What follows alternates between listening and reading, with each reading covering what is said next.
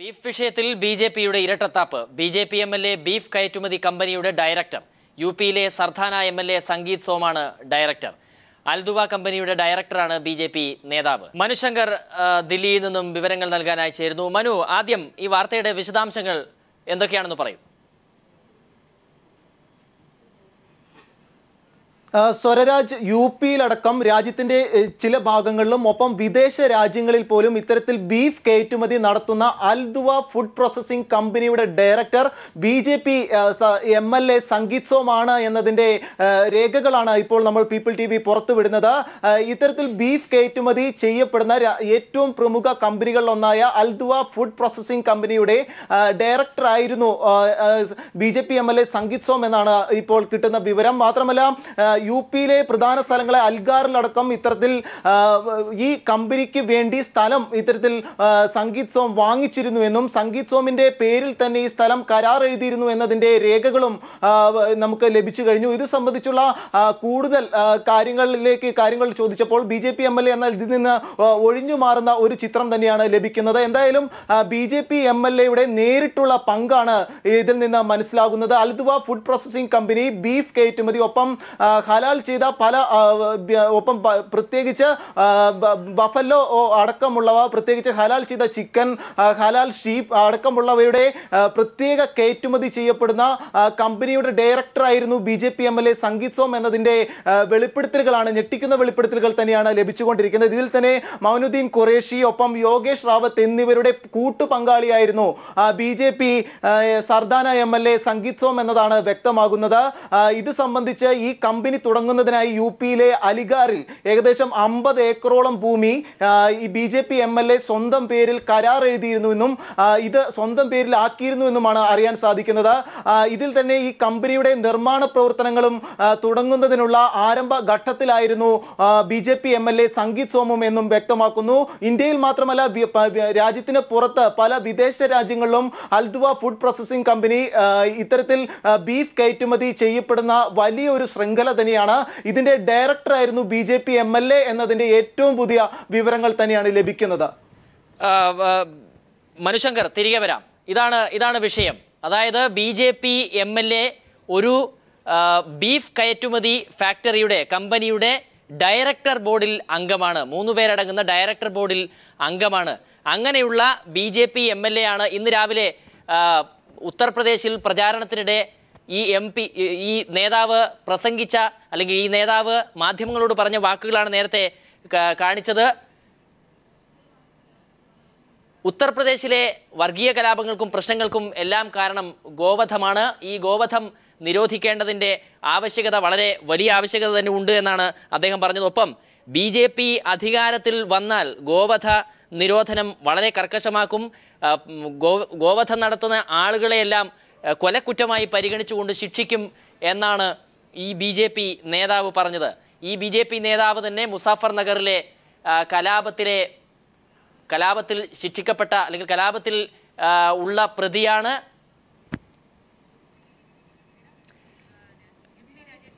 ഇപ്പോൾ എം.ബി. രാജേഷ് എം.പി ചേരുന്നു നമ്മോടൊപ്പം ടെലിഫോൺ ലൈനിൽ. ശ്രീ എം.ബി. രാജേഷ്, ബി.ജെ.പി എം.എൽ.എ ആയ സംഗീത് സോം പറയുന്നത് ഇതാണ്: കൊലക്കുറ്റത്തിന് തുല്യമായ ശിക്ഷയാണ് കൊടുക്കേണ്ടത് ഗോവധം നടത്തുന്ന ആളുകൾക്ക്. അതേ എം.എൽ.എ ഉത്തർപ്രദേശിൽ ഒരു ബീഫ് കയറ്റുമതി കമ്പനി തുടങ്ങാനുള്ള കമ്പനിയുടെ ഡയറക്ടറായി ഒപ്പിട്ടിരിക്കുന്നു.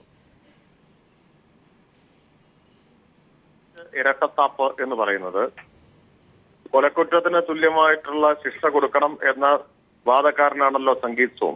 അങ്ങനെയാണെങ്കിൽ ആ ശിക്ഷയ്ക്ക് ആദ്യം ഇരയാക്കാവുന്ന ആൾ ഇപ്പോൾ സംഗീത് സോമാണ് എന്ന് വ്യക്തമായിരിക്കും. മുസഫർ നഗർ വർഗീയ കലാപ കേസിലെ പ്രതിയാണ്. 64 പേർ കൊല ചെയ്യപ്പെട്ട കേസിലെ പ്രതിയാണ് സംഗീത് സോം. ദാദ്രിയിൽ ചെന്ന് പ്രകോപനമുണ്ടാക്കുകയും ഹിന്ദുക്കൾ തിരിച്ചടിക്കും എന്ന പ്രകോപനപരമായിട്ടുള്ള പ്രസ്താവന നടത്തുകയും ചെയ്തിട്ടുള്ള ആളാണ്. ഇപ്പോൾ പുറത്തു വന്നിരിക്കുന്നത് എങ്ങനെയാണ് ബീഫിനെ ഒരു രാഷ്ട്രീയ ആയുധമാക്കി വർഗീയമായിട്ടുള്ള ചേരിതിരിവുണ്ടാക്കി ജനങ്ങളെ തമ്മിലടുപ്പിക്കാൻ, ഹിന്ദുവിനെയും മുസ്ലിമിനെയും തമ്മിലടുപ്പിക്കാൻ ബി.ജെ.പി ഉപയോഗിക്കുന്നത് എന്നതിന്റെ ഏറ്റവും നല്ല തെളിവാണ് ഇപ്പോൾ പുറത്തു വന്നിരിക്കുന്നത്. അൽദുവ എന്ന കമ്പനിയുടെ ഡയറക്ടറാണ് എന്ന കാര്യം സംഗീത് സോം തന്നെ സമ്മതിച്ചിരിക്കുന്നു എന്നാണ് ഇപ്പോൾ മനസ്സിലാവുന്നത്. അപ്പോ ഒരു ഭാഗത്ത് ബീഫ് കയറ്റുമതി ചെയ്യുക, അതിൽ നിന്ന് ലാഭമുണ്ടാക്കുക, മറുഭാഗത്ത് ഒരു കഷ്ണം ബീഫ് വീട്ടിൽ സൂക്ഷിച്ചതിന്റെ പേരിൽ ആളെ തല്ലിക്കൊള്ളുക. ഈ ഫാസിസ്റ്റ് ഇരട്ടത്താപ്പ്, BJPയുടെ ഇരട്ടത്താപ്പ് ഇപ്പോൾ പുറത്തു വന്നിരിക്കുകയാണ്. ഇതാ ഞങ്ങൾ പറഞ്ഞുകൊണ്ടിരിക്കുന്നത്. ഇത് മാത്രമല്ല, ഇന്ത്യയിൽ ഏറ്റവും പ്രമുഖമായിട്ടുള്ള 4 ബീഫ് കയറ്റുമതി ചെയ്യുന്ന കമ്പനികൾ, മുസ്ലിം പേരിലാണ് കമ്പനികളെങ്കിലും അതിന്റെ ഉടമസ്ഥരെല്ലാം RSSകാരായിട്ടുള്ള ആളുകളാണ്. RSSുമായും സംഘപരിവാറുമായിട്ടും അടുത്ത ബന്ധമുള്ളവരാണ്. അതുകൊണ്ട് ഈ ഇരട്ടത്താപ്പ് ജനങ്ങളുടെ മുമ്പിൽ ഇപ്പോൾ തുറന്നു കാണിക്കപ്പെട്ടിരിക്കുന്നു. BJP നേതൃത്വം സംഗീത് സോമനെ, ഇതിൽ ആത്മാർത്ഥതയുണ്ടെങ്കിൽ സംഗീത് സോമനെ പുറത്താക്കുകയാണ് ചെയ്യേണ്ടത്. BJP നേതൃത്വം അമിത്ഷാ മാപ്പ് പറയണം ജനങ്ങളോട്. ജനങ്ങളെ തമ്മിലടുപ്പിച്ചതിന്, ഇല്ലാത്ത പ്രശ്നത്തിന്റെ പേരിൽ ജനങ്ങളെ തമ്മിലടുപ്പിച്ചതിന് മാപ്പ് പറയണം.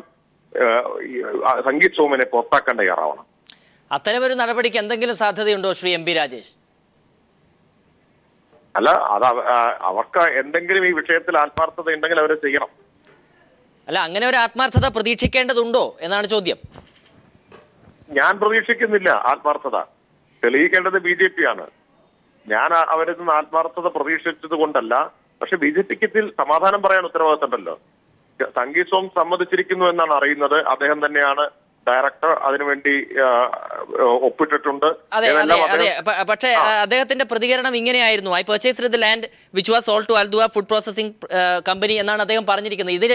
ഇതുമായി ബന്ധപ്പെട്ട് താൻ അറിയാതെയാണ് ഡയറക്ടർ ആക്കിയതെന്നും ഈ കമ്പനിയുമായി എന്തെങ്കിലും ബന്ധം തനിക്കുണ്ടെങ്കിൽ രാഷ്ട്രീയ ജീവിതം തന്നെ അവസാനിപ്പിക്കാൻ തയ്യാറാണ് എന്നാണ് ഇന്ന് പ്രതികരിച്ചിരിക്കുന്നത്. അയാൾ ഒപ്പിട്ടു എന്ന് അയാൾ സമ്മതിച്ചാൽ പിന്നെ എങ്ങനെയാണ് അറിയാതെ ഒപ്പിടുന്നത്? അത്രമാത്രം വല്ല മദ്യവെച്ച് ലക്കുകെട്ട അവസ്ഥയിലോ മറ്റോ ആരെങ്കിലും ഒപ്പിടിച്ചതായിരിക്കും അദ്ദേഹത്തെ. അപ്പോ അദ്ദേഹം ഒപ്പിട്ടു എന്ന് പറഞ്ഞാൽ പിന്നെ ഞാൻ അറിഞ്ഞില്ല എന്ന് പറയുന്നതിൽ എന്ത് ന്യായമാണുള്ളത്? അറിയാതെ ഡയറക്ടറാക്കി എന്നൊക്കെ പറഞ്ഞു കഴിഞ്ഞാൽ എന്ത് വിശ്വാസ്യതയാണ് അതിനുള്ളത്? സാധാരണ രോഗികളായിട്ടുള്ള ആളുകൾക്ക് അറിയാതെ മലമൂത്ര വിസർജനം നടത്തുന്നു എന്നൊക്കെ പറയുന്നത് പോലെ അങ്ങനെ വല്ല മാനസികമായിട്ടുള്ള പ്രശ്നം അദ്ദേഹത്തിനുണ്ടോ എന്ന് എനിക്ക് അറിഞ്ഞുകൂടാ. അല്ലെങ്കിൽ സാധാരണഗതിയിൽ എങ്ങനെയാണ് അറിയാതെ ഒരാൾ ഡയറക്ടറായി തീരുന്നത്? എങ്ങനെയാണ് ഒരാൾ അറിയാതെ ഒപ്പുവെക്കുന്നത്? അപ്പൊ ഇതൊക്കെ ജനങ്ങൾക്ക് മനസ്സിലാക്കാവുന്നതേ ഉള്ളൂ.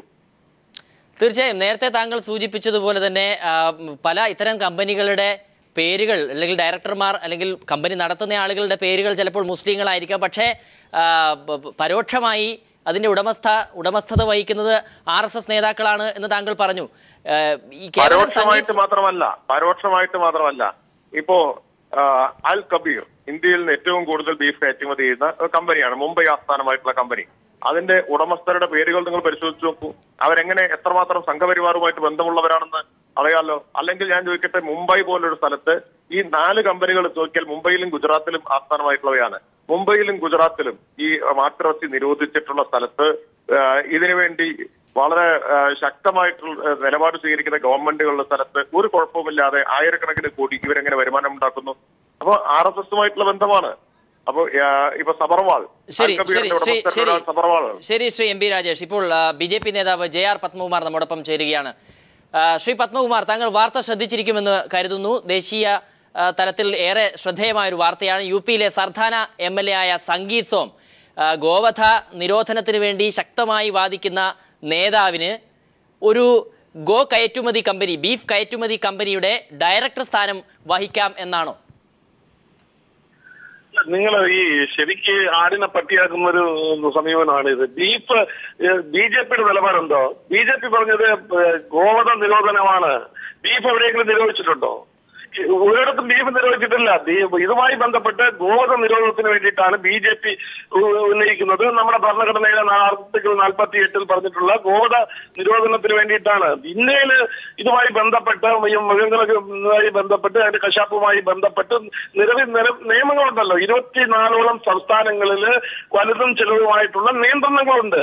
അതനുസരിച്ചിട്ട് കാര്യങ്ങൾ നടക്കുന്നുണ്ട്. BJP MLA ഇപ്പൊ ഇതിന്റെ ആധികാരികത തന്നെ എനിക്കറിയില്ല. നിങ്ങൾ പറഞ്ഞപ്പോഴാണ് അത്.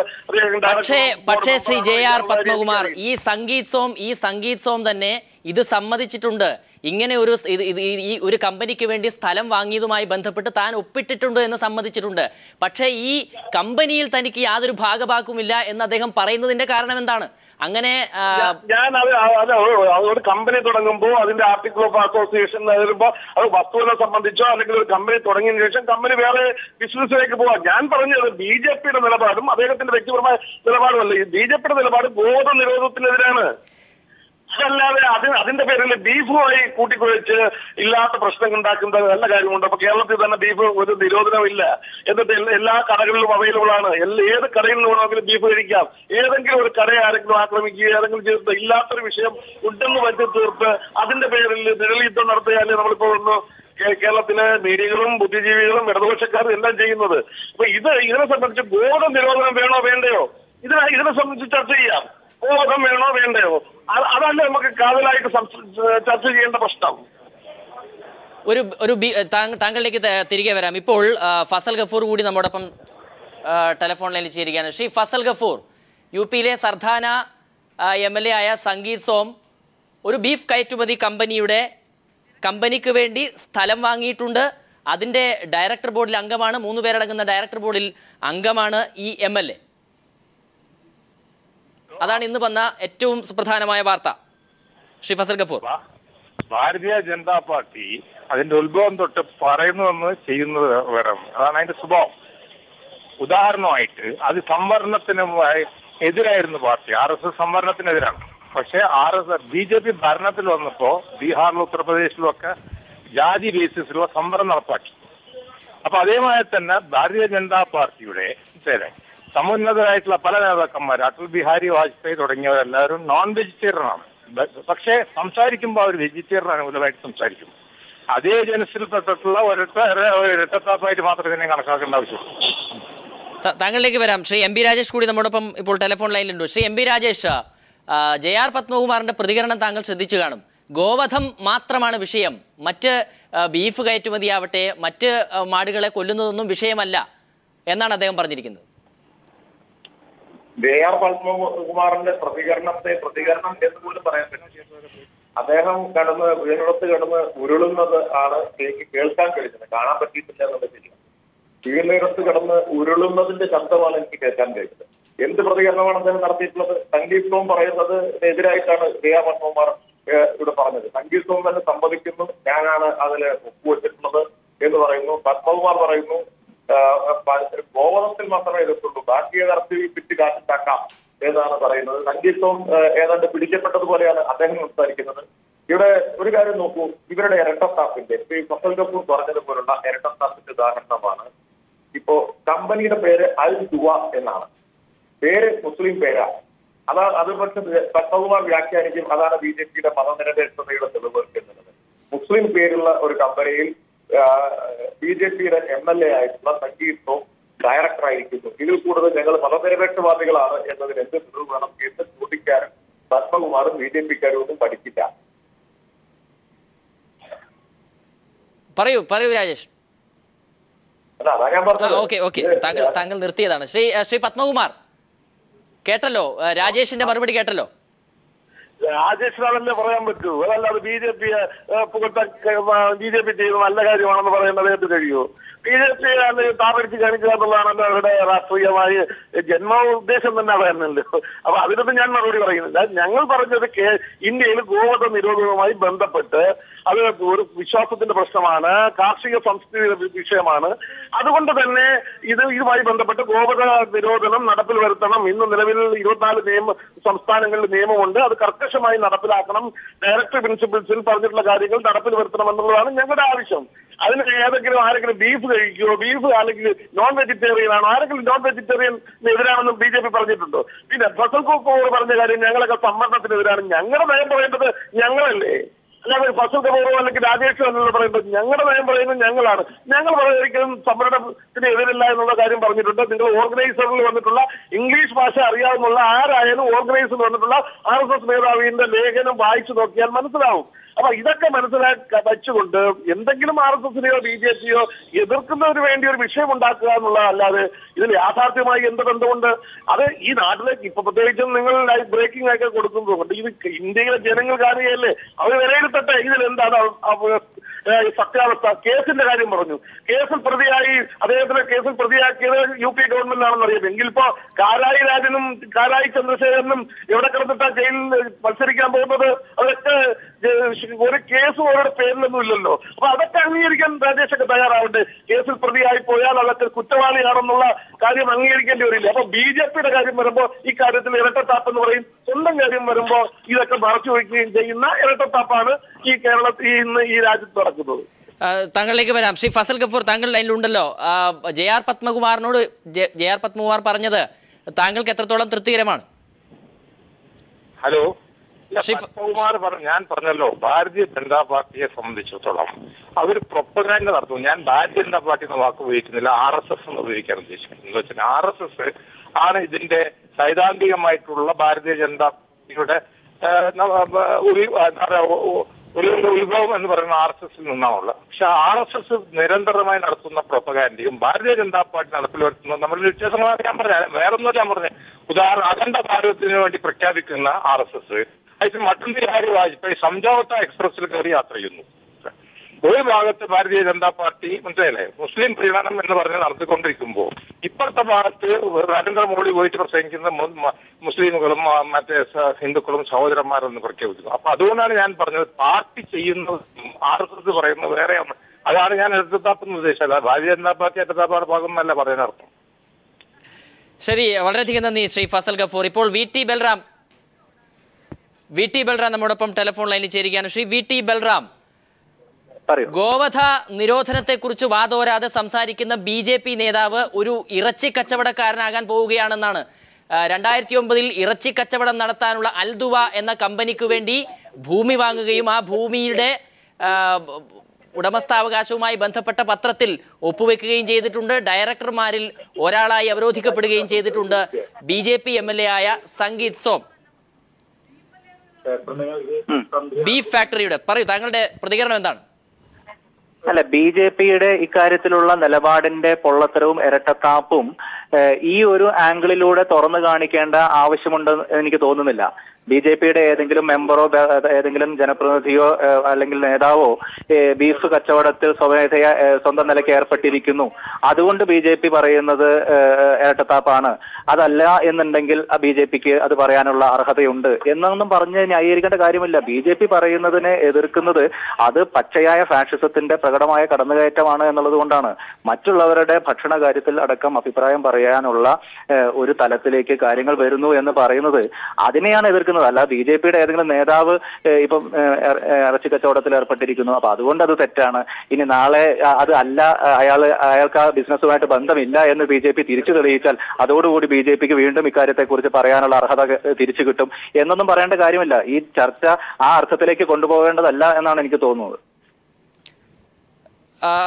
ശ്രീ JR പത്മകുമാർ, ഇതാണ് VT ബൽറാമിന്റെ പ്രതികരണം. ശ്രീ JR പത്മകുമാർ, ശ്രീ JR പത്മകുമാർ താങ്കൾ ലൈനിലുണ്ടോ? ശരി, VT ബൽറാമിലേക്ക് വരാം. VT ബൽറാം, BJPയുടെ പ്രഖ്യാപിത നിലപാട് ഗോവധം മാത്രമാണ് പ്രശ്നം, ബീഫ് അല്ല പ്രശ്നം എന്ന നിലയിലേക്ക് അതിൻ്റെ വാക്കുകളെ അങ്ങനെയാണ് അവർ കാണുന്നത്. ബീഫ് അല്ല പ്രശ്നം, ഗോവധം മാത്രമാണ് പ്രശ്നം. വേണമെങ്കിൽ ബീഫ് കച്ചവടത്തിൻ്റെ ഉടമസ്ഥനാവാം.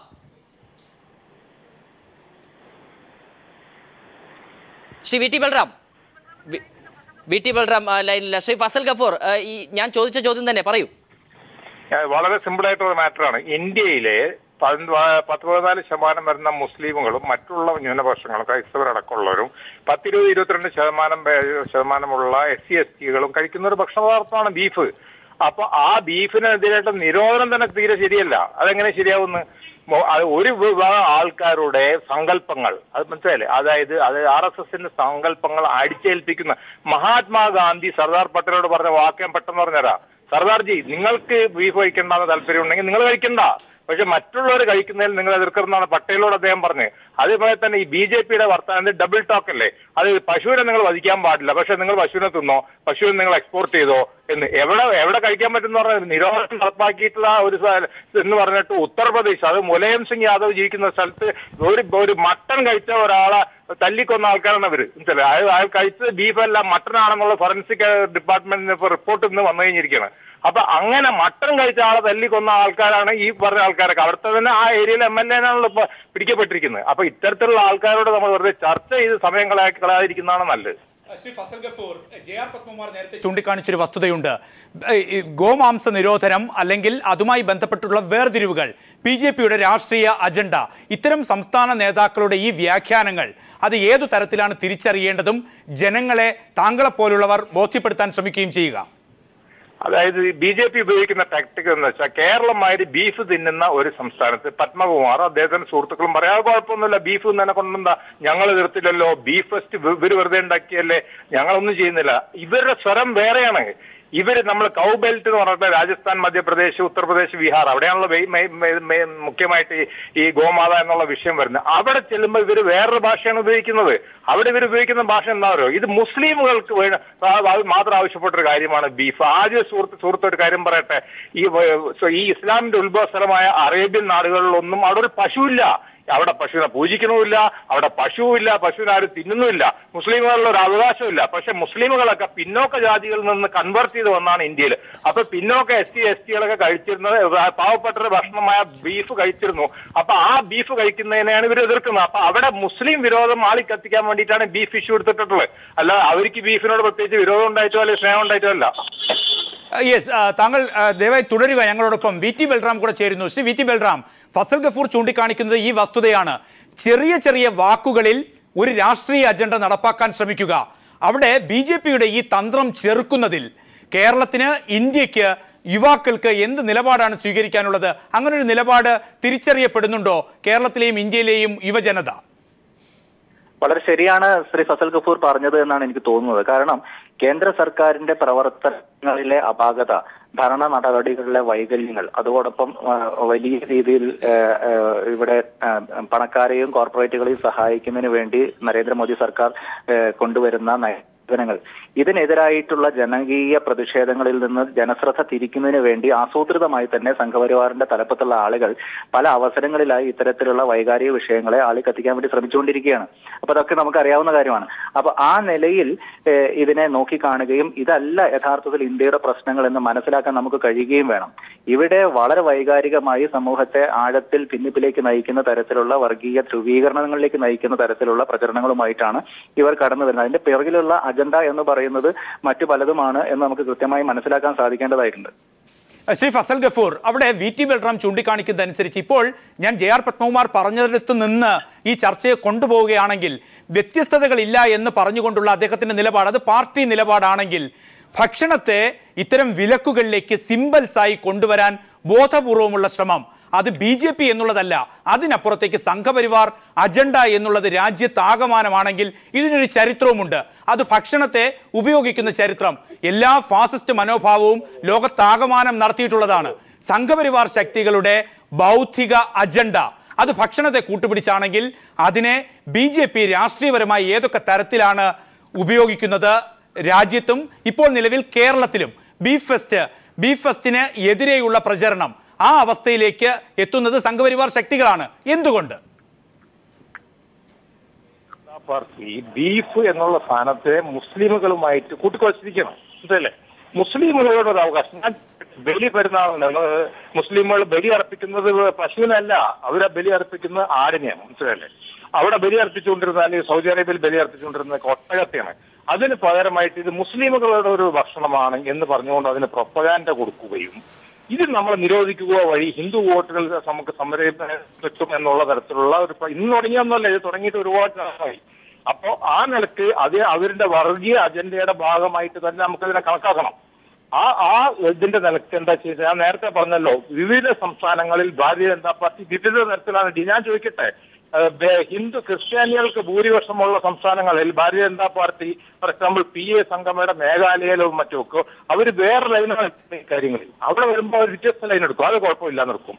അതേസമയം ഹിന്ദു ബെൽറ്റ് എന്ന് പറഞ്ഞിട്ടുള്ള ഏരിയയിൽ വരുന്ന ഒരു ലൈൻ എടുക്കും. കേരളത്തെ സംബന്ധിച്ചിടത്തോളം വളരെയേറെ സഹിഷ്ണുള്ള ഒരു സംസ്ഥാനമാണ്. ഇവിടെ ഒരുപാട് ജനങ്ങൾ ബീഫ് കഴിക്കുന്നുണ്ട്. അപ്പൊ ഇവിടെ വേറെ ലൈൻ എടുക്കും. അത് കുഴപ്പമില്ല ലൈൻ എടുക്കും. അപ്പൊ ഈ മൂന്ന് സ്ഥലത്ത് അല്ലെങ്കിൽ 4 സ്ഥലത്ത് വ്യത്യസ്തമായ നാവുകളോടുകൂടിയിട്ട് സംസാരിക്കുന്ന ഒരു പാർട്ടിയാണ് ഭാരതീയ ജനതാ പാർട്ടി. അപ്പൊ അതിന്റെ ലൈനിനെ സംബന്ധിച്ചിടത്തോളം നമുക്ക് എല്ലാവർക്കും പഠിച്ചിട്ടുള്ള എല്ലാവർക്കും അറിയാം, പൊളിറ്റിക്സുള്ള എല്ലാവർക്കും അറിയാം എന്താണെന്നുള്ളത്. താങ്കളിലേക്ക് തിരികെ എത്താം. VT ബൽറാം, ഫസൽ ഗഫൂർ ചൂണ്ടിക്കാണിക്കുന്നത് ഒരു ഘട്ടത്തിൽ കേരളത്തിലേതടക്കം, ഞാൻ മാറാട് സംഭവം ഇതുമായി ബന്ധപ്പെട്ട് ചൂണ്ടിക്കാണിക്കുകയാണ്. മാറാടിൽ തുടർച്ചയായി ആദ്യത്തെ ആക്രമണത്തിന് ശേഷം സംഘപരിവാർ നടപ്പാക്കിയത് ഭീഷണിപ്പെടുത്തുക, ഒഴിവാക്കുക, ഒരു പ്രദേശത്തെ ഹൈജാക്ക് ചെയ്യുക. അത് വലിയ തോതിൽ വിമർശനങ്ങൾക്ക് വിധേയമാകുമ്പോഴാണ് സംഘപരിവാർ ശക്തികൾ അവരുടെ ഒരു അജണ്ട ഭൗതിക തലത്തിലേക്ക് കൊണ്ടുവരുന്ന ബിംബങ്ങളെ കൂട്ടുപിടിക്കുക എന്നുള്ള വസ്തുതയിലേക്ക് വന്നത്. കേരളം കാണുന്നുണ്ട് ദേശീയതയെ ചുവടുപിടിച്ച്. ഇന്ന് ഈ ഒരു MLA ഇത്തരത്തിൽ ഒരു പരാമർശം നടത്തുമ്പോൾ ആ പരാമർശത്തെ അടിസ്ഥാനമാക്കി അതിൻ്റെ ഇരട്ടത്താപ്പായി വ്യാവസായിക മുഖവും അണിയുന്നുണ്ട്.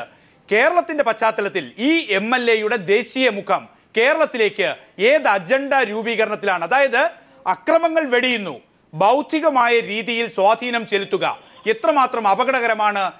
ഞാൻ കേരളത്തെ കൂട്ടുപിടിക്കുകയാണ് ദേശീയ തലത്തോടൊപ്പം, രാജ്യവും കേരളവും ഏത് അപകടാവസ്ഥയിൽ? VT ബൽറാം.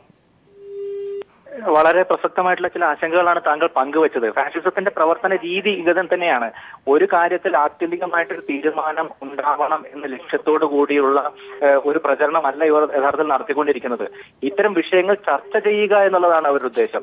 ഈ വിഷയം അവരുദ്ദേശിക്കുന്ന തരത്തിലുള്ള ലോജിക്കൽ കൺക്ലൂഷൻ എന്ന് അവർ പോലും ഒരുപക്ഷെ ആഗ്രഹിക്കുന്നുണ്ടാവില്ല. പക്ഷെ ബീഫിന്റെ പേര് പറഞ്ഞ് ഒരു പ്രചരണം നടത്തുക, ബീഫിനെ കുറിച്ചും അത് ആരുടെ ഭക്ഷണവുമാണ് എന്നതിനെ കുറിച്ചും ഒക്കെയുള്ള ചർച്ചകൾ ഉയർന്നു വരിക, അതിന്റെ ഭാഗമായിട്ട് ഇന്ത്യയിലെ ഹിന്ദുക്കളും മുസ്ലിങ്ങളും മനസ്സുകൊണ്ട് അടുക്കാൻ കഴിയാത്ത അവസ്ഥയിലേക്ക് മനസ്സുകൾ വളരെ വ്യക്തമാണ്. താങ്കൾ ദയവായി തുടരുക. ബി ഗോപാലകൃഷ്ണൻ കൂടി ചേരുന്നു, BJP നേതാവ്. ശ്രീ ബി ഗോപാലകൃഷ്ണൻ, VT ബൽറാം പറഞ്ഞു വെക്കുന്നതാണ് ഒരു ഘട്ടത്തിൽ നിങ്ങൾ വ്യക്തമായി വയലൻസിന്റെ ക്രമങ്ങൾ എടുത്തു, അത് നിങ്ങളുടെ രാഷ്ട്രീയ അജണ്ടയുടെ ഭാഗം. VT ബൽറാം ചൂണ്ടിക്കാണിക്കുന്നു വളരെ കണ്ണിങ്ങായി ഇത്തരത്തിൽ ഭക്ഷണത്തെ രാഷ്ട്രീയപരമായി ഉപയോഗിക്കുന്ന തന്ത്രം. ആ തന്ത്രം നടപ്പാക്കുമ്പോൾ തന്നെ താങ്കളുടേതടക്കം പാർട്ടിയുടെ MLA അതിൻ്റെ പ്രോസസ്സിംഗ് യൂണിറ്റ്, ബീഫ് പ്രോസസ്സിംഗ് യൂണിറ്റിൻ്റെ കയറ്റുമതി സ്ഥാപനത്തിൻ്റെ ഡയറക്ടർ ബോർഡിലേക്ക് വരുന്നു. രാഷ്ട്രീയവും വ്യവസായവും ഏതു തരത്തിൽ കൂട്ടിക്കുഴയ്ക്കും അതിൻ്റെ കപടത VT ബൽറാം അടിവരയിടുകയാണ്. ബി ഗോപാലകൃഷ്ണൻ. VT ബൽറാമിന് രാഷ്ട്രീയ താല്പര്യമാണ്. നിങ്ങളുടെ വാർത്ത ഞാൻ കണ്ടിട്ടില്ല. ഞാൻ നിങ്ങളുടെ വാർത്തയുടെ അടിസ്ഥാന കാര്യങ്ങൾ എന്താണെന്നുള്ളത് മനസ്സിലാക്കിയിട്ടുമില്ല. ഇങ്ങനത്തെ പല വാർത്തയും കൈരളിയും അതുപോലെ പീപ്പിളും പുറത്തുവിടാറുണ്ട്. കാരണം ഇന്ത്യയിലെ മാധ്യമങ്ങൾ പലപ്പോഴും ഭാരതീയ ജനതാ പാർട്ടിയുമായിട്ട് ബന്ധമില്ലാത്തവരും ഭാരതീയ ജനതാ പാർട്ടിയെ തകർക്കാൻ ആഗ്രഹിക്കുന്നവരുമാണ്. അതുകൊണ്ട് വാർത്തയുടെ നിജസ്ഥിതിയെക്കുറിച്ച് അറിയാതെ വാർത്തയിൽ പ്രസിദ്ധീകരിക്കാൻ കഴിയില്ല. ഭാരതീയ ജനതാ പാർട്ടിയെ സംബന്ധിച്ചിടത്തോളം ബീഫ് കഴിക്കരുത്, ഇന്ത്യയിലെ ആരും ബീഫ് കഴിക്കരുത് എന്ന് BJP എവിടെയെങ്കിലും പറഞ്ഞതായിട്ട് ഞാൻ കേട്ടിട്ടില്ല. ബീഫ് കഴിക്കുന്നവർക്ക് ബീഫ് കഴിക്കാം. അത് ഇന്നലെ കൃത്യമായിട്ട് BJPയുടെ ശ്രീ ഗോപാലകൃഷ്ണൻ ഒന്ന് ഇടപെടുകയാണ്. ബീഫ് കഴിക്കണ്ട എന്ന് ആരും പറഞ്ഞിട്ടില്ല, BJPയിൽ ആരും പറഞ്ഞിട്ടില്ല. വളരെ എസ്കേപ്പിസമായി ഒരു രാഷ്ട്രീയപരമായ നിലപാട് BJPയുടെ നിലപാട്. അതിനപ്പുറത്തേക്ക് സംഘപരിവാർ ശക്തികൾ, ഞാൻ ആ വിശാല അർത്ഥത്തിൽ ഉപയോഗിക്കുകയാണ് വാക്ക്, ഹൈന്ദവതയുടെ ബിംബങ്ങൾ അനുസരിച്ചാണെങ്കിൽ ഫസൽ ഗഫൂർ അടക്കമുള്ളവർ ചൂണ്ടിക്കാണിക്കുന്നത് ആശങ്കയാണ്. എവിടെയാണ് ബീഫിനെ ഉപയോഗിക്കുന്നത്, ഏതിലേക്ക് കൂട്ടിക്കെട്ടുന്നു? BJPക്ക് അപ്പുറം നിങ്ങളുടെ ബൗദ്ധികത എന്താണ് പറയുന്നത് ശ്രീ ഗോപാലകൃഷ്ണൻ? അത് നിഷേധിക്കാനാകുമോ?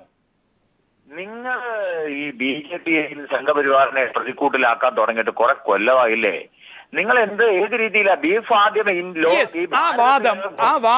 ആ വാദം ശ്രീ ബി ഗോപാലകൃഷ്ണൻ ദയവായി ക്ഷമിക്കുക ഇടപെടുന്നത് കൊണ്ട് ഞാൻ അംഗീകരിക്കുന്നു. എന്തുകൊണ്ട് കേരളത്തിലേതടക്കം നടക്കുന്ന ബീഫ് ഫെസ്റ്റുകളെ എതിർക്കുന്നത്? ആ എതിർക്കുന്നതിന് പിന്നിലുള്ള രാഷ്ട്രീയം ആര് എന്ന് ജനം മുഴുവൻ കാണുന്നുണ്ട്. അവിടെയാണ് നിങ്ങൾ എന്തുകൊണ്ട് എന്നുള്ളൊരു ചുരുക്കത്തിലേക്ക് താങ്കൾക്ക് അതിനെ ചുരുക്കി കിട്ടാൻ സാധിക്കുക ശ്രീ ഗോപാലകൃഷ്ണൻ. ഈ എതിർപ്പുകൾ എവിടെ നിന്നാണ് ഉണ്ടാകുന്നത്? ചർച്ചയ്ക്ക് വിളിക്കുന്നത് ഒന്നുകിൽ നിങ്ങൾ ചർച്ച ചെയ്യുവാൻ പറയുക, ഞാനതിന് ഉത്തരം പറയുന്നത് കേൾക്കാനുള്ള അവധാനം കാണിക്കുക. യെസ്, ഇന്ത്യയിൽ ആദ്യമായിട്ട് ഗോവധ നിരോധനം കൊണ്ടുവന്നത് ബാബറാണ്. ബാബർ മുസ്ലിം ചക്രവർത്തി ആയിരുന്നു. ബാബറിന് ശേഷം കൊണ്ടുവന്നത് അക്ബറാണ്, ജഹാംഗീറാണ്. അതിനുശേഷം നമുക്കറിയാം, ചരിത്രം പരിശോധിച്ചു കഴിഞ്ഞാൽ ഔറംഗസീബിന്റെ കാലഘട്ടത്തിൽ പോലും ചില പ്രവിശ്യകളിൽ നിരോധിച്ചിരുന്നു. അതിനുശേഷം ശിവജി നിരോധിച്ചിരുന്നു. അതിനുശേഷം നമുക്കറിയാം രാജാറാം മോഹൻ റായും ദയാനന്ദ സരസ്വതിയും, പിന്നെ തുടർന്ന് ഗാന്ധിജിയും, അതിനുശേഷം ജയപ്രകാശ് നാരായണനും, അവസാനം ഇന്ദിരാഗാന്ധിയും, ഇപ്പൊ ഏറ്റവും അവസാനം ദിഗ്വിജയ് സിംഗും പറഞ്ഞില്ലേ, നിങ്ങൾ എന്തിനാ BJP മാത്രം പ്രതിക്കൂട്ടി ആ നയം, എന്റെ ചോദ്യം താങ്കൾ അടക്കമുള്ളവർ നേരത്തെ നിരാകരിച്ചത് കൊണ്ടാണ് ശ്രീ ഗോപാലകൃഷ്ണൻ. ആ നയമാണോ BJPയുടെ നയം? ഒരു തട്ടിപ്പാണ് ഇടതുപക്ഷം ചെയ്യുന്നത്. ഇതിനകത്ത് ബീഫിനോട് ശ്രീ ബി ഗോപാലകൃഷ്ണൻ, താങ്കൾ ചോദ്യത്തോട് ഉത്തരം പറയൂ. താങ്കൾ പറയുന്നു അതിന്റെ ഒരു തുടർച്ചയാണെന്ന്. ആ തുടർച്ച BJP നിലപാടായി വ്യക്തമാക്കപ്പെടുകയാണോ? ആ തുടർച്ചയിൽ ഗോവധ നിരോധനം ആവശ്യപ്പെടുന്ന സംസ്ഥാനങ്ങളിൽ ഗോവധ നിരോധനം വേണം. ഞാൻ തിരിച്ചൊരു ചോദ്യം ചോദിക്കുന്നു. കമ്മ്യൂണിസ്റ്റ് ക്യൂബയിൽ ഗോവധം നിരോധിച്ചിട്ടുണ്ട്. കമ്മ്യൂണിസ്റ്റ് പാർട്ടി ഇവിടെ ബീഫ് ഫെസ്റ്റ് നടത്തുന്നത് കമ്മ്യൂണിസ്റ്റ് ക്യൂബയ്ക്കെതിരായിട്ടാണോ? യെസ്, ആ നിലപാട്, ആ രാഷ്ട്രീയ നിലപാട് താങ്കൾ അടക്കം ചൂണ്ടിക്കാണിക്കുമ്പോൾ ദയവായി താങ്കൾ തുടരുക. VT ബൽറാം ഉണ്ടെന്ന് തന്നെയാണ് വിശ്വാസം. ശ്രീ VT ബൽറാം, ഇത്തരത്തിലാണ് BJP ന്യായീകരിക്കുന്നത്. നിങ്ങൾ അടക്കം, നിങ്ങളുടെ രാഷ്ട്രീയം അടക്കം നടത്തുന്ന നിലപാടിന്റെ തുടർച്ച അവർ എടുക്കുന്നു. എന്തിന് കുറ്റപ്പെടുത്തുന്നു എന്നാണ് ഗോപാലകൃഷ്ണന്റെ നിലപാടും. ഏതൊരു തരം നിരോധനവും അടിച്ചേൽപ്പിക്കുന്നതിനെ ഞാൻ വ്യക്തിപരമായി എതിർക്കുകയാണ്. അതൊരു സ്വതന്ത്ര ചിന്തയിൽ നിന്നും, അത് ജനാധിപത്യ ബോധത്തിൽ നിന്നും ഉണ്ടാവുന്ന എതിർപ്പാണ്. കോൺഗ്രസിന്റെ ഏതെങ്കിലും ഗവൺമെന്റുകൾ അങ്ങനെ ചെയ്തിട്ടുണ്ടെങ്കിൽ അത് തെറ്റാണ് എന്ന് 100% പറയുന്നതിന് എനിക്ക് ഒരു മടിയുമില്ല. രാജാറാം മോഹൻ റായ് ആയാലും മഹാത്മാഗാന്ധി തന്നെ ആയാലും നിരോധനങ്ങൾ അടിച്ചേൽപ്പിക്കുന്നതിനെ ആധുനിക ജനാധിപത്യ സമൂഹത്തിന്, ഒരു ലിബറൽ സൊസൈറ്റിക്ക് അംഗീകരിക്കാൻ സാധിക്കില്ല. ഇങ്ങനെയുള്ള ചരിത്രത്തിലൊന്നും പേര് പറഞ്ഞ് താങ്കൾ സാമൂഹികമായി ഇത്തരം കാര്യങ്ങൾ വളരെ അടുത്ത് നിരീക്ഷിക്കുന്ന ആളാണ്. ഇവിടെ JR പത്മകുമാർ പറഞ്ഞതും ഇപ്പോൾ ഗോപാലകൃഷ്ണൻ പറഞ്ഞതുമൊക്കെ താങ്കൾ ശ്രദ്ധിച്ചിട്ടുണ്ട്. അവരൊക്കെയും വിഷയത്തെ ട്വിസ്റ്റ് ചെയ്യുന്നു. ഇതെന്റെ വാക്കല്ല, സോഷ്യൽ മീഡിയ അടക്കം ഇത്തരം വസ്തുതകൾ ചർച്ച ചെയ്യുമ്പോഴൊക്കെയും ഉയരുന്നൊരു കാര്യമാണ്. ട്വിസ്റ്റ് ചെയ്യുന്നുണ്ടോ? താങ്കളുടെ അഭിപ്രായമാണ് ഞാൻ ചോദിക്കുന്നത്, എന്റേതല്ല. ട്വിസ്റ്റ് ചെയ്യുന്നുണ്ടോ? ചെയ്യുന്നുണ്ടെങ്കിൽ എന്തിന്? ഗോപാലകൃഷ്ണൻ നമ്മോടൊപ്പമുണ്ട്. അല്ല, എനിക്ക് ചോദ്യം ഒന്നും കൂടി ആവർത്തിക്കണം. ഞാൻ തുടക്കം കേൾക്കാൻ സാധിച്ചില്ല. അതായത് ഇത്തരം നിലപാടുകൾ BJP എടുക്കുന്നു എന്ന് പറയുമ്പോൾ അത് BJPയുടെ നിലപാടല്ല. അവർ ചോദിക്കുന്നത്, അല്പം മുമ്പ് ചോദിച്ചു, ആരാണ് ബീഫ് നിരോധിച്ചത്? നിരോധിച്ചിട്ടുണ്ടെങ്കിൽ അതിനൊരു ചരിത്രവുമുണ്ട്. അത് താങ്കൾ കേട്ടതാണ്. ബീഫ് ഫെസ്റ്റ് അടക്കമുള്ളവർ നടക്കുന്നത് ആര് നടത്തുന്നു എന്നുള്ളതല്ല, ആരാണ് അതിനെ എതിർക്കുന്നത് എന്നുള്ളത് താങ്കൾ ശ്രദ്ധയിൽപ്പെട്ടിട്ടുണ്ടോ? അങ്ങനെയാണെങ്കിൽ എന്ത് രാഷ്ട്രീയ അജണ്ടയാണ് അതിന് പിന്നിലുള്ളത്? അല്ല, അത് തന്നെയാണ് നമ്മൾ ഏറ്റവും പ്രധാനപ്പെട്ട കാര്യം. ഫാഷിസത്തിന്റെ പ്രവർത്തന രീതിയെ കുറിച്ച് ഞാൻ ആദ്യം സൂചിപ്പിച്ചത് ഒരുപക്ഷെ താങ്കൾ ഇടപെട്ടത് കൊണ്ട് മുഴുവൻ കേൾക്കാൻ സാധിച്ചതെന്ന് അറിയില്ല. ഇത് ചർച്ച ചെയ്യുക എന്നുള്ളത് മാത്രമേ ഇവർ ഉദ്ദേശിക്കുന്നുള്ളൂ. അതല്ലാതെ ഇതിലൊരു തീരുമാനം ഉണ്ടാവണമെന്ന് ഇവർ ആഗ്രഹിക്കുന്നില്ല. ഇപ്പൊ ഏതാനും മാസങ്ങൾക്ക് മുമ്പ് നമ്മൾ കണ്ടു, ഭഗവത്ഗീതയെ ഇന്ത്യയുടെ ദേശീയ ഗ്രന്ഥമാക്കണമെന്ന് സംഘപരിവാറിൽ ഒരാൾ ആവശ്യപ്പെടുകയാണ്. അപ്പൊ ഭഗവത്ഗീതയെ ഇന്ത്യ ദേശീയ ഗ്രന്ഥമൊന്നും ആക്കാൻ കഴിയില്ല എന്ന് എല്ലാവർക്കും അറിയാം. പക്ഷെ അത് സ്വാഭാവികമായിട്ട് ഒരു ചർച്ചാ വിഷയമാക്കുക. അപ്പൊ കുറെ ആളുകൾ പറയും, മതേതര ജനാധിപത്യ വിശ്വാസികളായിട്ടുള്ള ആളുകൾ പറയും, അങ്ങനെ ഏതെങ്കിലും അതുമായിട്ട് ബന്ധപ്പെട്ട ഒരു ഗ്രന്ഥത്തെ ദേശീയ ഗ്രന്ഥമാക്കുന്നത് അത്ര ഉചിതമല്ല എന്നൊരാളെ എതിർത്ത് കിട്ടിയാൽ പിന്നെ അത് മതി. പിന്നെ അവരെ ഹിന്ദു വിരോധികളാക്കി ചിത്രീകരിക്കുക, അതുമായിട്ട് ബന്ധപ്പെട്ടുള്ള ചർച്ചകൾ മുന്നോട്ട് കൊണ്ടുപോവുക. കുറച്ച് കഴിഞ്ഞ് അവരത് ഇടയിൽ ഉപേക്ഷിച്ച് അടുത്ത വിഷയത്തിലേക്ക് ചാടിക്കിടക്കും. ഈ രീതിയിൽ ഇങ്ങനെ ചർച്ചകൾ ഒന്നിൽ നിന്ന് മറ്റൊന്നിലേക്ക് പോകുമ്പോൾ ഇവിടെ ഉണ്ടാകുന്ന നെറ്റ് റിസൾട്ട് എന്താണ് എന്നുള്ളതായിട്ടും പ്രധാനം. ഈ നാട്ടിലെ ജനങ്ങൾ ഇന്നേ വരെ ചിന്തിക്കാത്ത പല കാര്യങ്ങളും അവരുടെ മനസ്സിലേക്ക് കടന്നു വരുന്നു. അതിന്റെ ഒരു ഇമ്പാക്ട് അവിടെ നിലനിൽക്കുന്നു. ഞങ്ങൾ ഹിന്ദുക്കളാണ്, ഞങ്ങൾ മുസ്ലിങ്ങളാണ്, ഞങ്ങൾ ക്രിസ്ത്യാനികളാണ് എന്ന ബോധത്തിലേക്ക്, ഇതാണ് അതിന്റെ റിസൾട്ട്. ഇതിനു വേണ്ടിയിട്ടാണ് ചർച്ച നടത്തുന്നത്. അല്ലാതെ ബീഫ് നിരോധിക്കണമെന്ന് BJPക്ക് ഒരു ആത്മാർത്ഥതയും ഇല്ല. അല്ലെങ്കിൽ മറ്റേതെങ്കിലും ഫാസിസ്റ്റ് ലോകത്തിന്റെ ചരിത്രത്തിൽ തന്നെ ഇത്തരം ഫാസിസ്റ്റ് മുഖങ്ങൾ ചർച്ചകൾ എന്നുള്ള ക്യാൻവാസിലേക്ക് കൊണ്ടുവരുന്നു. ചരിത്രം നമ്മളെ പഠിപ്പിക്കുന്നതുമാണ്. ദയവായി താങ്കൾ തുടരുക. ഫസൽ ഗഫൂർ കൂടി തുടരുന്നുണ്ട്. ശ്രീ ഫസൽ ഗഫൂർ, നേരത്തെ ഗോപാലകൃഷ്ണൻ പറഞ്ഞ കാര്യമുണ്ട്, അത് ചോദ്യമാണ്. ആരാണ് BJPയുടെ നിലപാടുകൾ പ്രഖ്യാപിക്കുന്നത്? പീപ്പിൾ TV ആണോ? ഞാൻ മാധ്യമത്തിന്റെ പേരെടുത്ത് തന്നെ പറയുകയാണ്, പീപ്പിൾ TV ആണോ? പക്ഷെ താങ്കളോടുള്ള ചോദ്യം, ഇത്തരം ചോദ്യങ്ങൾ VT ബൽറാം പറയുന്നു ബോധപൂർവം ചില അജണ്ടകളുടെ ഭാഗം. ആ അജണ്ട സെറ്റിംഗിലേക്ക് സമൂഹം വഴുതി മാറുന്നു, അല്ലെങ്കിൽ മാറ്റേണ്ടതിന്റെ ആവശ്യകത BJPക്കുണ്ടോ സംഘപരിവാർ എന്ന ഐഡിയോളജിയുടെ അടിത്തട്ട് ഉപയോഗിച്ചുകൊണ്ട്?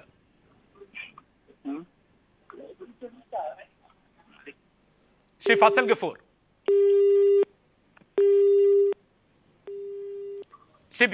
ശ്രീ ബി ഗോപാലകൃഷ്ണൻ, VT ബൽറാം ചൂണ്ടിക്കാണിച്ചത് ചില ചർച്ചകൾ എന്ന് പറയുന്ന ക്യാൻവാസിലേക്ക് നിങ്ങളുടെ വിശാല രാഷ്ട്രീയത്തെ ചൂണ്ടിക്കാണിക്കുന്നു അല്ലെങ്കിൽ കൊണ്ടുകെട്ടുന്നു. പീപ്പിൾ TV കൈകാര്യം ചെയ്യുന്ന വാർത്ത ഒരു MLA അതിന് എന്താണ് നിലപാടെന്ന് പറയുന്നു, അതേ സ്ഥാപനത്തിൻ്റെ ഡയറക്ടർ ബോർഡിലേക്ക് വരുന്നു. അതവിടെ നിൽക്കട്ടെ. ഈ അജണ്ട VT ബൽറാം ചൂണ്ടിക്കാണിക്കുന്ന ഈ അജണ്ടയുടെ അപകടം ജനാധിപത്യ സംവിധാനത്തിൽ BJP തിരിച്ചറിയപ്പെടുന്നുണ്ടോ? തിരിച്ചറിയേണ്ട ബാധ്യത എത്രമാത്രമാണ്? ജനാധിപത്യ സമൂഹം വിഷയങ്ങളെ ചർച്ച ചെയ്യുകയാണ് വേണ്ടത്. VT ബൽറാം പറഞ്ഞത് തന്നെ കോൺട്രാഡിക്ടറി സ്റ്റേറ്റ്മെന്റ് ആണ്. ഫാസിസം എന്ന് പറഞ്ഞാൽ ചർച്ചയില്ലാത്തതാണ് ഫാസിസം. ചർച്ചയുള്ളത് ഫാസിസം അല്ലല്ലോ. ഇന്ദിരാഗാന്ധി ഫാസിസ്റ്റ് ആയിരുന്നു. അതുകൊണ്ട് അടിയന്തരാവസ്ഥയിൽ ചർച്ചയുണ്ടായില്ല. ജനാധിപത്യത്തിന്റെ വായ മൂടിക്കെട്ടി. ജനാധിപത്യത്തിന്റെ വായ മൂടിക്കെട്ടി ചർച്ചയില്ലാതാക്കുന്നതാണ് ഫാസിസം. ഇവിടെ ഫാസിസം എന്ന് പറയുക, എന്നിട്ട് ചർച്ച ചെയ്യുവാൻ വെക്കുക എന്ന് പറയാം. That itself is A contradictory statement. അതുകൊണ്ട് അത് തന്നെ മനസ്സിലാക്കാം ഇതൊരു പൊള്ളയാണെന്ന്. മറ്റൊരു കാര്യം അദ്ദേഹം സൂചിപ്പിച്ചത് ഇതുവരെ ഇല്ലാത്ത കാര്യങ്ങളൊക്കെ ചെയ്യുന്നു എന്നുള്ളതാണ്. സ്വാതന്ത്ര്യ സമരത്തിന് ശേഷം സ്വതന്ത്ര ഭാരതം ബ്രിട്ടീഷുകാരൻ കീറിയ നീർച്ചാലിലൂടെ വലിച്ചിഴച്ച് മുന്നോട്ട് കൊണ്ടുപോയ പാരമ്പര്യമായിരുന്നു കോൺഗ്രസിന്റേത്. ആ പാരമ്പര്യം ഞങ്ങൾ സ്വീകരിക്കാൻ തയ്യാറല്ല. അതായത് കോൺഗ്രസ് പാരമ്പര്യത്തിൽ നിന്ന് വ്യത്യസ്തമായ നിലപാടുമായി BJP മുന്നോട്ട് പോകുന്നു. അതുമാത്രമല്ല, ബ്രിട്ടീഷുകാരൻ കീറിയ നീർച്ചാലിലൂടെ ഇന്ത്യയെ വലിച്ചിഴച്ച് കൊണ്ടുപോയ പരാനുകരണത്തിന്റെ യൂറോപ്പ് അവിടെ ശ്രീ ഗോപാലകൃഷ്ണൻ ഒന്ന് ഇടപെടുകയാണ്. അവിടെ ഗോമാംസ നിരോധനമോ ഏതും താങ്കൾ പറയുന്നത് ഫാസിസത്തിന് അപ്പുറത്തേക്ക് വിശാലമായ ജനാധിപത്യത്തെ കുറിച്ചാണ് താങ്കൾ വളരെ ശക്തമായി ഒരു മാധ്യമത്തിലൂടെ വാദിക്കുന്നത്. അതിനർത്ഥം അതോടൊപ്പം തന്നെയാണ് VT ബൽറാം ചോദിക്കുന്നതും. എങ്ങനെ താങ്കൾക്ക് നിരോധനത്തിന്റെ വക്താവാകാൻ സാധിക്കും?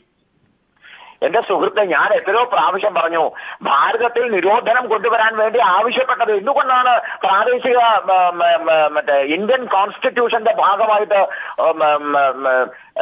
ഇന്ത്യയിലെ കോൺസ്റ്റിറ്റ്യൂഷന്റെ ഭാഗമായിട്ട് ഇതിനെ കൊണ്ടുവന്നത്? കോൺസ്റ്റിറ്റ്യൂഷനിൽ 2 ഘടകമുണ്ടല്ലോ. ആ 2 ഘടകത്തിൽ അംബേദ്കർ ഈ വിഷയവും ഉൾപ്പെടുത്തിയിട്ടുണ്ടല്ലോ. നിർബന്ധമാക്കിയില്ല എന്ന് മാത്രമല്ലേ ഉള്ളൂ. അപ്പൊ അതെങ്ങനെയാണ് ശ്രീ ഗോപാലകൃഷ്ണൻ? ഏത് ഭരണഘടനയിൽ ഏത് ഭാഗത്താണ് ഇതൊക്കെ പറയുന്നത്? അതൊന്ന് വ്യക്തമാക്കാൻ താങ്കൾക്ക് സാധിക്കും? നിർദ്ദേശക തത്വങ്ങളിൽ ഗോവധമുണ്ട് എന്നുള്ളത് താങ്കൾക്ക് അറിയില്ലേ സുഹൃത്തെ?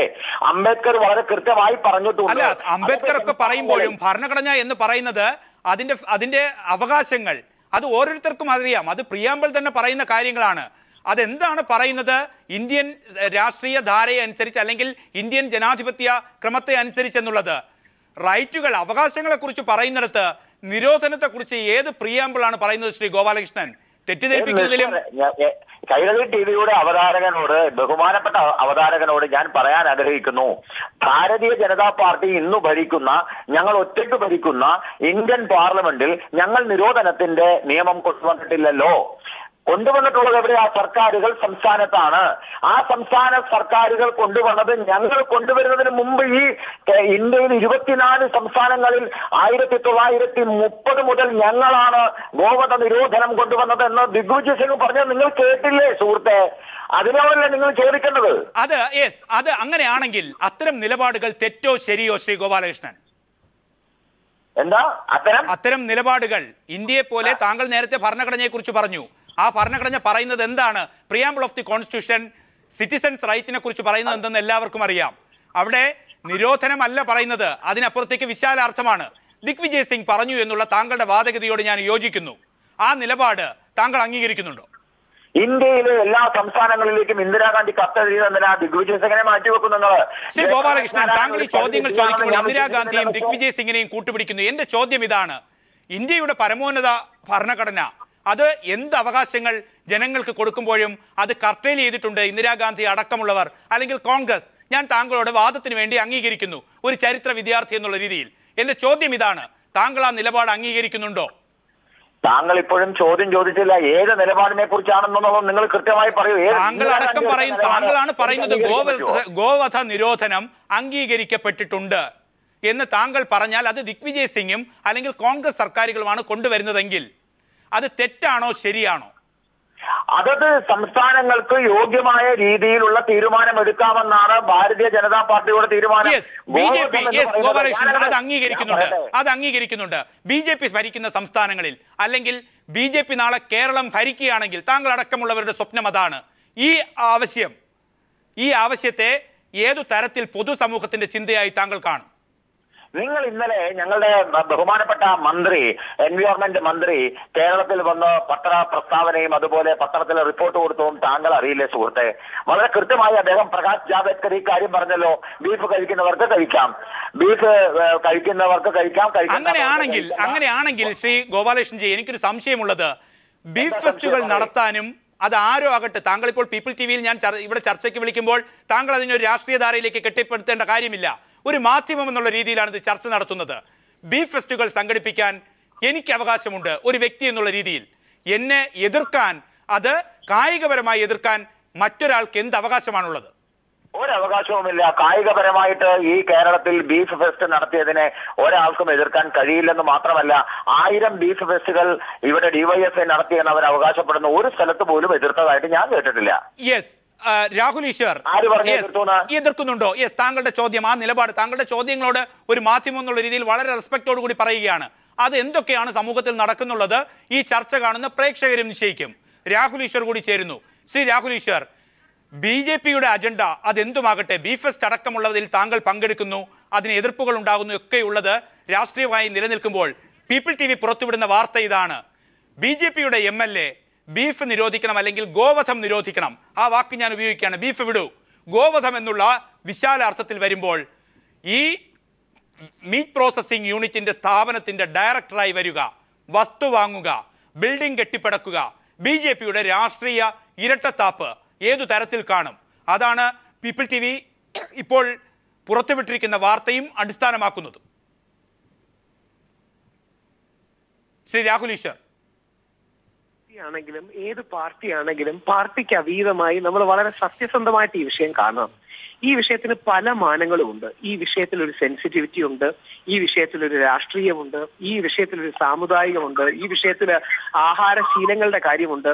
അതുകൊണ്ട് ഇപ്പൊ കിട്ടിയിരിക്കുന്ന വാർത്തകൾ കേരളീയ പീപ്പിളിൽ നിന്നാണ് ഞാൻ കേട്ടത്. പക്ഷെ എന്താണെങ്കിലും സത്യസന്ധമായി ഈ വിഷയത്തെ കോൺസ്റ്റിറ്റ്യൂഷന്റെ കണ്ണിലൂടെയും അതോടൊപ്പം റിയലിസ്റ്റിക് ആയും കാണണം. പെട്ടെന്ന് 2 പോയിന്റുകൾ പറഞ്ഞാൽ, ആർട്ടിക്കിൾ 48 ആർട്ടിക്കിൾ 48 ഭരണഘടനയുടെ അനുച്ഛേദം, അതോടൊപ്പം മഹാത്മാഗാന്ധിയുടെ കാഴ്ചപ്പാട്, ശ്രീനാരായണ ഗുരുദേവന്റെയും ചട്ടമ്പി സ്വാമിയുടെയും ഒക്കെ കാഴ്ചപ്പാട് ഈ രീതിയിൽ നമ്മൾ എടുക്കുകയും എന്നാൽ അതൊരു തീവ്രതയിലേക്ക് എത്താതിരിക്കുകയും ചെയ്യണം. ഈ വിഷയത്തിൽ രാഷ്ട്രീയം പൂർണ്ണമായി ഒഴിവാക്കി അല്ലാതെ രാഷ്ട്രീയേതരമായി, സാമുദായികേതരമായി ഈ വിഷയം ചർച്ച ചെയ്യണമെന്നുള്ളതാണ് എന്റെ വിശ്വാസവും എന്റെ വ്യക്തമായ ബോധ്യവും. യെസ്, വ്യക്തമായി നിൽക്കുന്നു. A റഹീം കൂടെ ചേരുന്നു. ശ്രീ A റഹീം, രാഹുൽ ഈശ്വർ ചൂണ്ടിക്കാണിക്കുന്നതാണ്, നേരത്തെ ഗോപാലകൃഷ്ണനും ഭരണഘടനയൊക്കെ ചൂണ്ടിക്കാണിക്കുമ്പോൾ പീപ്പിൾ TV ഇപ്പോൾ കൈകാര്യം ചെയ്യുന്ന വാർത്തയും അതാണ്.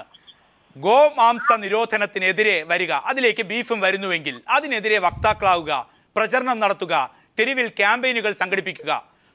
അതേ പാർട്ടിയുടെ MLA ഈ മാംസ സംസ്കരണശാലയുടെ, കയറ്റുമതിശാലയുടെ ഡയറക്ടറാവുക, വസ്തു വാങ്ങിക്കൂട്ടുക, അതിൻ്റെ കെട്ടിടങ്ങൾ നിർമ്മിക്കുക. എന്ത് വൈചിത്ര്യമാണ് ഈ സംഘടനയിലും ഇത്തരം നിലപാടുകളിലും കാണേണ്ടത്? ഒന്നുകൂടി ഞാൻ അടിവരയിടുന്നു, ആ MLA മുസാഫർ നഗർ കലാപത്തിൽ അടക്കം പ്രതിയുമാണ്. ഇത് വളരെ പ്രധാനപ്പെട്ട ഒരു വാർത്തയാണ് പീപ്പിൾ TV ഇപ്പോൾ പുറത്തുവിട്ടത്. BJPയുടെ ഒരു മുഖം, യഥാർത്ഥത്തിൽ മുഖം മൂടി അഴിഞ്ഞു വീഴുന്ന ഒരു സന്ദർഭമാണിത്. ഇവിടെ യഥാർത്ഥത്തില് കഴിഞ്ഞ കുറച്ച് ദിവസങ്ങളായി നമ്മളിതെല്ലാം ചർച്ച ചെയ്യുകയാണ്. ശ്രീ രാഹുൽ ഈശ്വർ സംസാരിച്ച് ഞാൻ പൂർണ്ണമായി കേട്ടു. അതിനു മുമ്പ് ശ്രീ ഗോപാലകൃഷ്ണനാണെന്ന് തോന്നുന്നു, അദ്ദേഹം സംസാരിച്ച് ഞാൻ പൂർണ്ണമായി കേട്ടില്ല. അദ്ദേഹത്തിന്റെ ഒടുവിൽ അദ്ദേഹം പറയുന്ന ഭാഗമാണ് ഞാൻ കേട്ടത്. ഇതിൽ ഭരണഘടനയെയും വിശ്വാസത്തെയും ഒന്നും കൂട്ടുപിടിക്കേണ്ട കാര്യമില്ല. ഇത് തനി രാഷ്ട്രീയാധികാരത്തിന് വേണ്ടിയിട്ടുള്ള BJPയുടെ ഒരു ടൂളാണ്. ഈ ഗോമാംസ നിരോധനവുമായി ബന്ധപ്പെട്ട് ഇവിടെ എടുത്തിട്ടുള്ള ഒരു സംഭവം. ഇത് ഹിന്ദുവിനെയും മുസൽമാനെയും പരസ്പരം തെറ്റിപ്പിക്കുന്നതിനും അതിനിടയിലുള്ള ഒരു വൈരുദ്ധ്യം വർദ്ധിപ്പിക്കുന്നതിനും, അങ്ങനെ കമ്മ്യൂണൽ പോളറൈസേഷൻ വർദ്ധിപ്പിച്ചുകൊണ്ട് ഈ രാജ്യത്ത് തങ്ങളുടെ ഒരു ധ്രുവീകരണം, തങ്ങൾക്ക് അനുകൂലമായ ഒരു സാമുദായിക ധ്രുവീകരണം ഉണ്ടാക്കിയെടുക്കുന്നുള്ള BJPയുടെ കാർഡിറക്കൽ മാത്രമാണ്. ഇത് വളരെ കൃത്യമല്ലേ? ഈ ലോകത്തിൽ തന്നെ ഏറ്റവും അധികം മാംസ കയറ്റുമതി ചെയ്യുന്ന രാജ്യമാണ് ഇന്ത്യ.